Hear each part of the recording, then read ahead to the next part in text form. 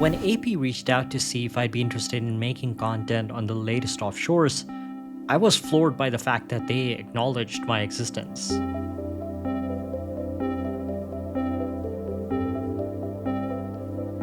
So I knew I had to do something special. This couldn't just be another review in the studio. I had to bring these to a place where I could truly understand them. And of course, I'm bringing you along. The question is the Offshore a true sports watch, a proper sports watch, or if this is just a sports style watch?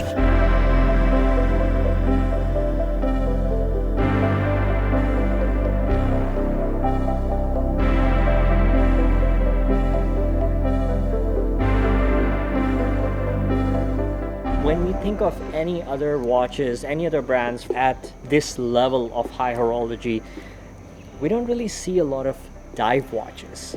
But the Offshore Diver breaks the rules. And I think that's what makes it so badass.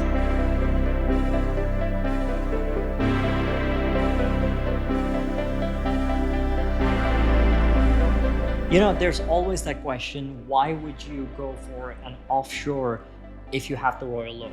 I don't think that the Offshore is necessarily a replacement or a second option. It's more of a complementary watch, and that has to do with where it sits. I feel that if you are a Royal Oak fan, the Offshore Diver kind of completes the kit.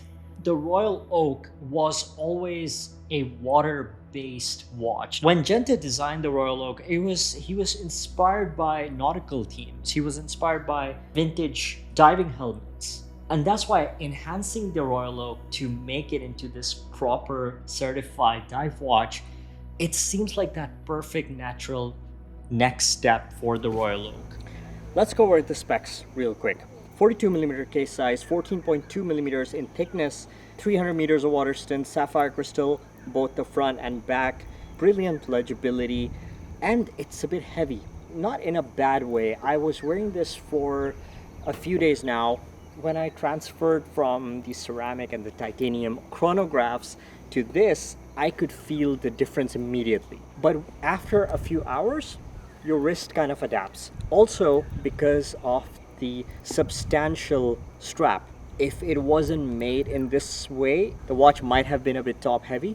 It kind of balances the weight on the wrist.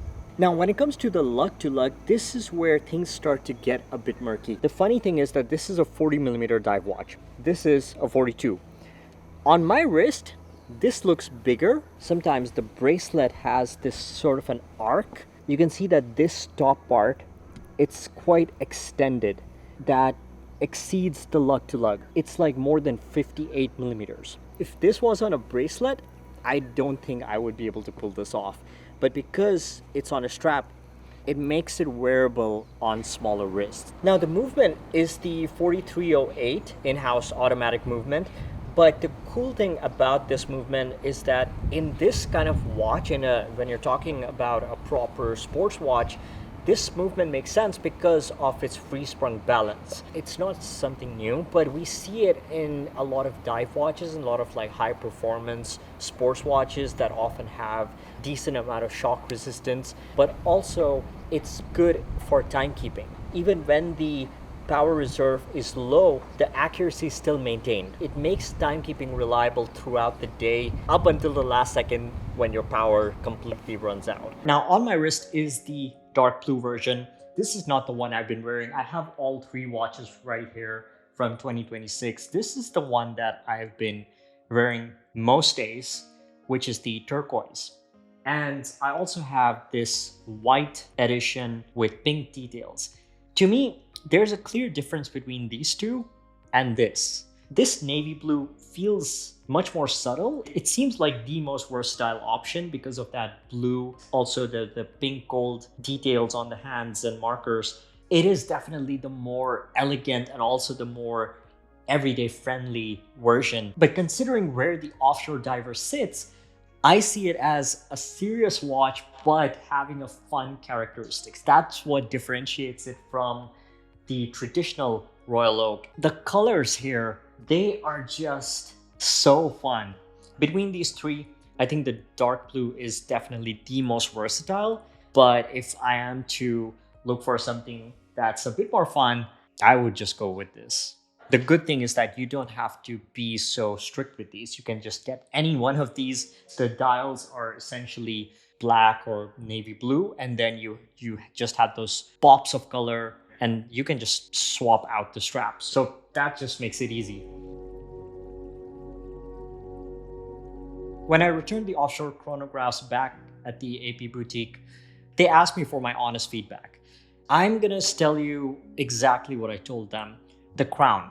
This being a screw down crown, 300 meters water distance, I would love AP to consider the ergonomics as part of the performance, because this is, at the end of the day, a high performance watch. So functionality trumps the form. It's form follows function in this case. This would be a good differentiator, again, between the Royal Oak versus the Offshore, which is the enhanced sports version of the Royal Oak. Overall, I think this watch is amazing. The weight feels good on the wrist. It feels powerful, you know?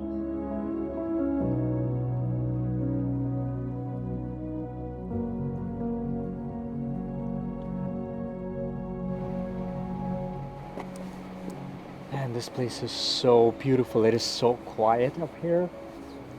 I wasn't expecting this. I was not expecting this place to look so good. Langkawi is just beautiful. When I spoke with some of the collectors of the Offshore, I was wondering, like, what is it about the Offshore that you would go for that instead of the Royal Oak? Now, many people do have both, but the appeal of the Offshore Diver is that this is more of an enhanced Royal Oak. Is that you have the Royal Oak, the most refined version, but then when you beef it up, this is what you get. Higher water stints, more presence on the wrist, but still maintaining that high performance that you would expect from an AP. It's not like so bulky. It's in preference to what I like about bulky, and the design is really good. The how it's very steely, and I love the way it looks when it's thick because it's very tactile looking. Yeah, I can go on and do all kinds of production works. because you're used to like Worry. handling heavy equipment Yes. all the time. Yeah. So this kind of feels like it can handle that.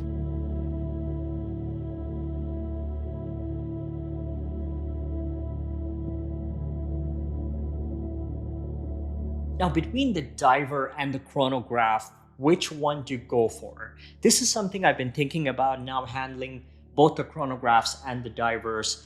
It's a tough call because, on one hand, the diver wears better on smaller wrists. It's much more subtle compared to the chronograph, but it is heavy. So that is something that you might want to consider, because with the chronograph, especially with the titanium version and the ceramic version, it's much less noticeable on the wrist. Because of the movement, of course, there is some weight, but these are significantly more noticeable on the wrist. You're not going to forget that you're wearing a watch. For the past few days, I've been wearing this throughout the day just to kind of understand how I feel about it. Yes, it is heavy, but you do get used to it. Got sidetracked there. Between the chronograph and the diver, I think I would still go with the diver. I'm a dive guy. I don't even dive, but I just love dive watches. Again, mostly because of what they represent.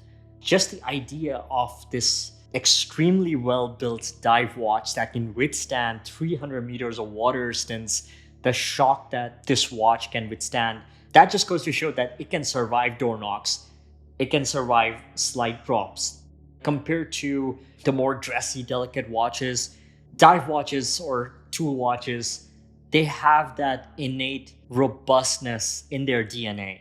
There is that romanticized side of a dive watch. And I think also based on my styling, I don't wear formal. So a dive watch like this just makes sense. I use the dive bezel a lot more than chronographs. To do what? I don't know, just to time my coffee every day. Like, it's just fun to engage with. It's much more fun than just doom scrolling, because otherwise I need to do something. So I would either be on my phone or I would just be playing with the bezel. So yeah.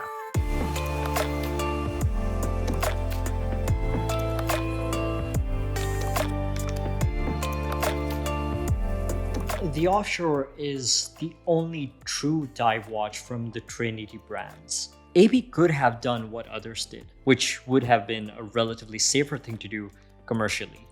Take their luxury sports watch and fit it with a rubber strap. But AB didn't do that. In the past couple of years, AP has pushed both design and technical boundaries to the extreme. The easy-to-use perpetual calendar systems, the mind-blowing 150 heritage pocket watch, and the RD5's groundbreaking chronograph system have all been class-leading when it comes to technical innovation. And watches like the Remaster 2 and this year's Neo Frame Jumping Hour have been daring, to say the least.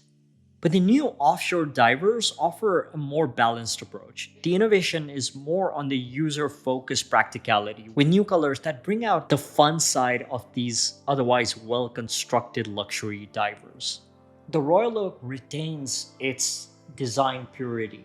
It's been made sleeker and more luxurious over the years, but it's definitely the more sleeker of the sports watches. And it's also a template for AP to experiment with different types of complications. But the Offshore was made with a different purpose in mind altogether from the start, made to be a young man's sports watch. Compared to the Royal Oak, which is an icon, it's the more mature sports watch. This is a lot more playful. I don't see this as a replacement. I see this as an addition.